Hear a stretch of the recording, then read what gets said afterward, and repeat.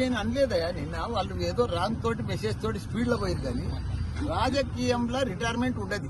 యాది పెట్టుకో, రాజకీయంలో రిటైర్మెంట్ ఉండదు. నేను విద్యా సంస్థలు దేశమంతా ఓపెన్ చేస్తా అని చెప్పిన.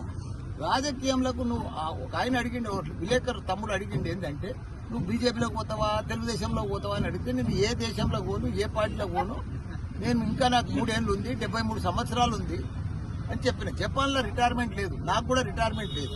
రాజకీయంగా బీజేపీ వైపా తెలుగుదేశం వైపా లేక టీఆర్ఎస్ వైపా కాదు. నేను ఇప్పుడు టీఆర్ఎస్లో ఉన్నా.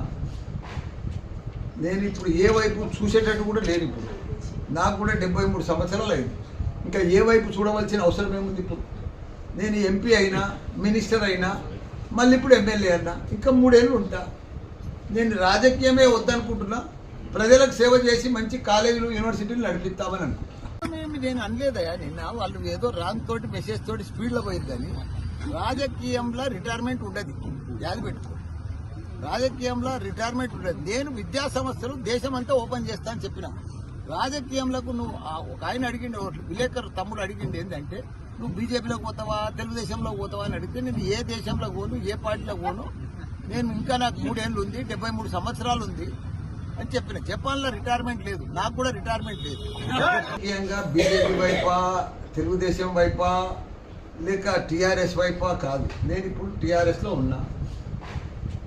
నేను ఇప్పుడు ఏ వైపు చూసేటట్టు కూడా లేను. ఇప్పుడు నాకు కూడా 73 సంవత్సరాలు అయింది. ఇంకా ఏ వైపు చూడవలసిన అవసరం ఏముంది? ఇప్పుడు నేను ఎంపీ అయినా మినిస్టర్ అయినా మళ్ళీ ఇప్పుడు ఎమ్మెల్యే అయినా ఇంకా 3 ఏళ్ళు ఉంటా. నేను రాజకీయమే వద్దనుకుంటున్నా. ప్రజలకు సేవ చేసి మంచి కాలేజీలు యూనివర్సిటీలు నడిపిస్తామని అనుకుంటున్నా.